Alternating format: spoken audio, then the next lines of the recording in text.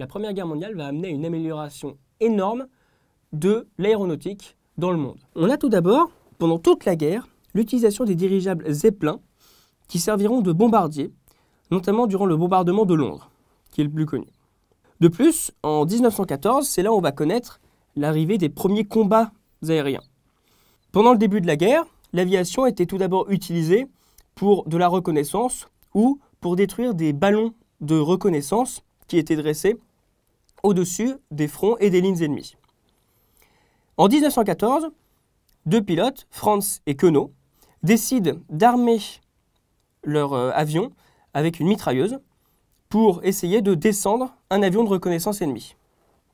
Ils y parviennent après un long combat aérien et beaucoup de difficultés, et ils créeront les premiers chasseurs aériens.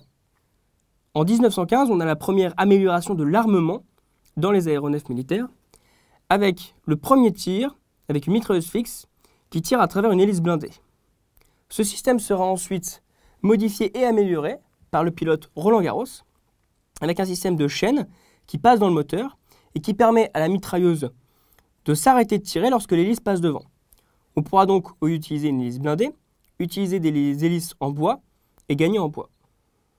C'est toujours en 1915 que l'avionneur allemand Junker va faire voler le premier avion entièrement métallique qui s'appellera le Junker J1. La guerre étant mondiale, toutes les nations sont impliquées dans ce conflit et c'est en 1916 que la France créera l'escadrille Lafayette pour les volontaires américains qui souhaitent combattre pour la France pendant ce conflit.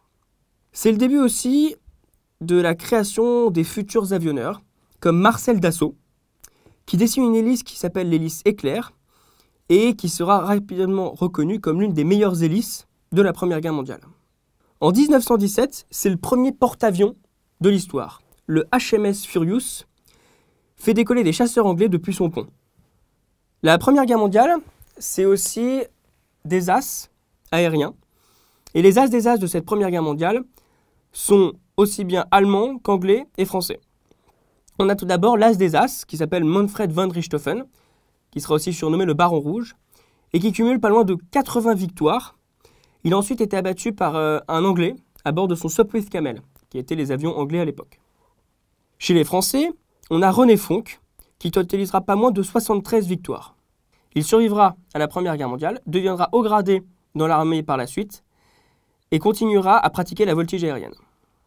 Ensuite, c'est le Canadien, le lieutenant-colonel Avery Bishop, qui totalise 72 victoires. Puis l'as des as britannique, le major Edward Manock, qui totalisera pas moins de 61 victoires. Et pour finir, le capitaine Edward Rickenbacker, l'as des as américains, qui totalisera 26 victoires.